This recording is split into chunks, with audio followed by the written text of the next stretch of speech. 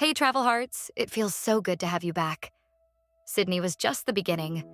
Now we're in Melbourne, a city that mixes art, food, and stories at every corner. Let's explore together.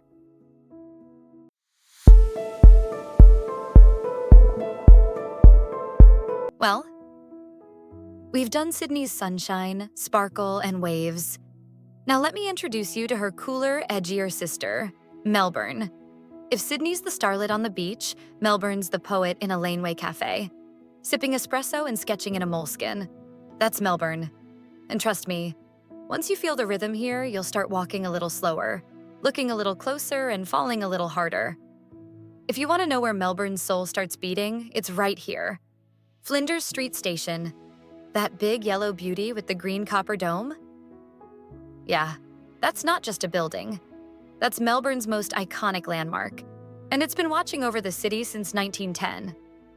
Locals say, "Meet me under the clocks."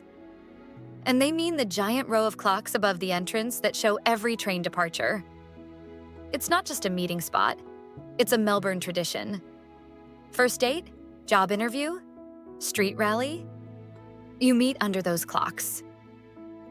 Inside, it's a working train station, busy and buzzing. But outside, it's pure vibe. It was actually the first major railway station in Australia. And today, it's one of the busiest. But somehow, even with the crowd, it never feels rushed. It's absolutely unmissable.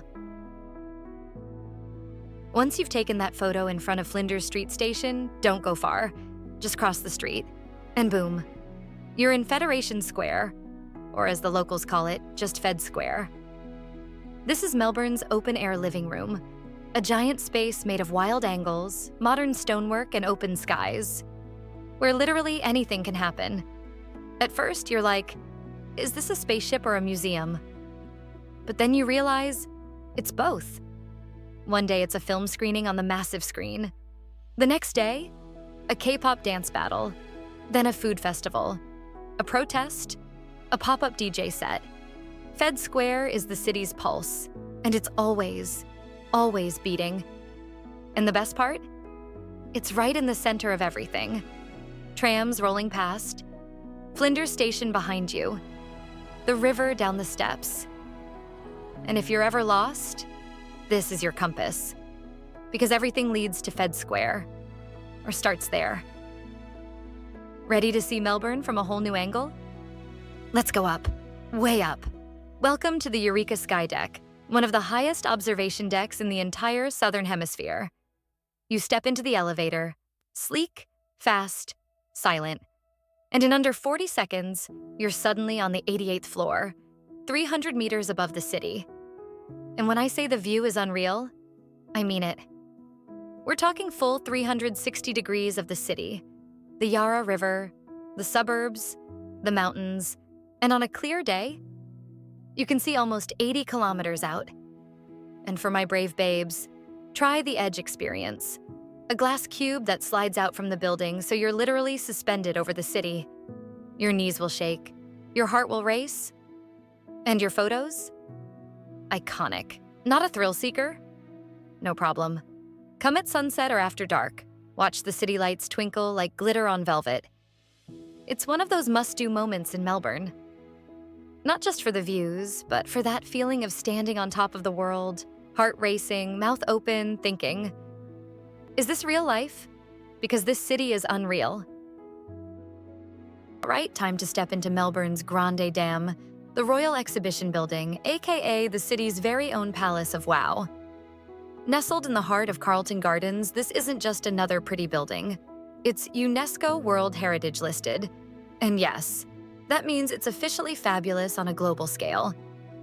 Built way back in 1880 for the Melbourne International Exhibition, it was once a place to show off to the world.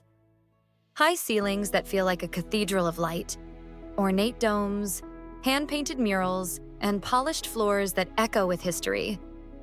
And if you catch it during an exhibition or event, chef's kiss, culture overload in the best way. It hosted Australia's first parliament in 1901. Like, no big deal. Just a little national history in the mix. Even if you're not going inside, take a walk around the building and through the gardens, fountains, flowers, and that Where am I, Versailles? Energy. Prepare your camera and your soul, because we're about to walk into one of Melbourne's most breathtaking hidden treasures, the State Library of Victoria. And honey, this isn't just a library. It's a whole experience. From the outside, it's already giving. Huge stone columns, locals lounging on the steps like it's a university runway. TikTok girls doing photo shoots and students pretending to study. Vibes. But inside? Oh, babe. Jaw dropped. Walk into the La Trobe reading room and you'll see it. A massive, light-filled octagon with a soaring domed ceiling and rows of vintage wooden desks. It's Hogwarts meets Paris meets... I suddenly want to write a novel and wear glasses. Ready to exhale? Because just a short stroll from Melbourne's city centre is a place that feels like another world. Welcome to the Royal Botanic Gardens. 38 hectares of peace, green paths, and nature whispering shh in the loveliest way. This isn't just a park. It's a full-on oasis. With over 8,500 plant species from around the world, winding lakes and open lawns perfect for journaling, sketching, or doing absolutely nothing at all. You'll find a fern gully that feels like a hidden rainforest, a gorgeous herb garden that smells like calm, and birds everywhere. Black swans, kookaburras, and butterflies just floating by like little daydreams. Bring a picnic, take a slow walk, or do what the locals do. Kick off your shoes, lie back in the grass, and just be. Bonus? They sometimes host outdoor yoga, sunset cinema, and even garden tours for plant lovers. And it's all right next to the Shrine of Remembrance, another calm, sacred spot worth visiting. The Royal Botanic Gardens are that gentle reminder that even in a busy, artsy city like Melbourne, there's always a place to slow down, breathe deeply, and reconnect with nature. Okay, want to really feel Melbourne? Forget the taxis and trams for a second. Follow the water. The Yarra River isn't just a river, it's the city's quiet, winding pulse. Elegant, reflective, a little moody. Basically, a Pisces. And no travel hearts don't embarrass us. The water's brown not because it's dirty, but because of natural clay particles. So no tea, no shade, just science. In the morning, locals jog along the banks or row across the calm surface. By afternoon, you'll see people kayaking, taking river cruises, or just sitting on the edge with a coffee, watching the water roll by. And at sunset, the city lights up. The sky turns gold, and the reflections get real cinematic. You can picnic on the lawns by Birarung Mar, chill at a riverside bar, or catch live music floating from a boat stage during a summer festival. There's even a long bike trail that follows the river into Melbourne's leafy suburbs and parklands, for when you're feeling a little adventurous. And at night, it's romance, pure and simple. Lanterns glowing, rowboats drifting, street musicians playing soft guitar. You'll walk slower, talk softer, and maybe even fall in love with the city or someone next to you. Are you ready for one of the most breathtaking drives on Earth?